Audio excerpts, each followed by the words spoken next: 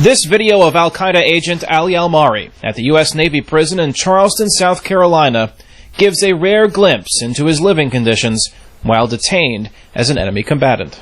You see how long we've been sitting now? My back is killing me. But the video and other evidence of his treatment and threats to his family in Saudi Arabia helped him to get a reduced sentence.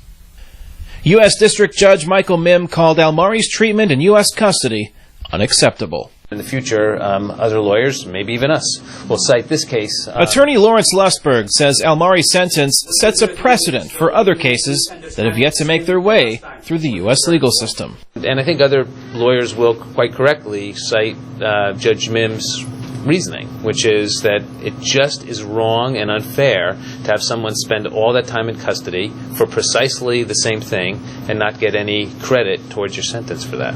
Well, it's good news that the judge looked at the circumstances in reducing the sentence. Chicago attorney H. Candace Gorman watched the Al-Mari hearings. She represents two detainees held at the Guantanamo Bay military base in Cuba, a Libyan and an Algerian. Gorman says they have endured many of the same detention conditions as Ali Al-Mari. The 24-hour isolation, the no moving around without goggles and ear blinders and goggles, the lack of human contact. However, Gorman says she is disappointed by the Al-Mari case because his guilty plea means his case will not be heard by the U.S. Supreme Court. She says that means her clients remain in legal limbo. It shows us what can happen in these plea deals. One of the disappointing things, although I certainly don't blame Al-Mari or his attorneys, is that it didn't get to go up to the Supreme Court for this whole incarceration of him for these 8 years to be found unconstitutional. That would have been the best victory. Paul Lermack is a political science professor at Bradley University in Peoria, Illinois, the school that Ali Al-Mari attended in the 1980s.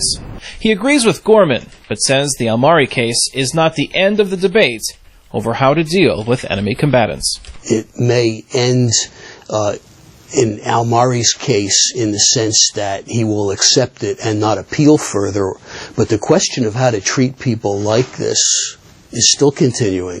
Lawyers agree that Ali Al-Mari's reduced sentence sets a precedent for future cases involving the detention of terrorism suspects in the United States.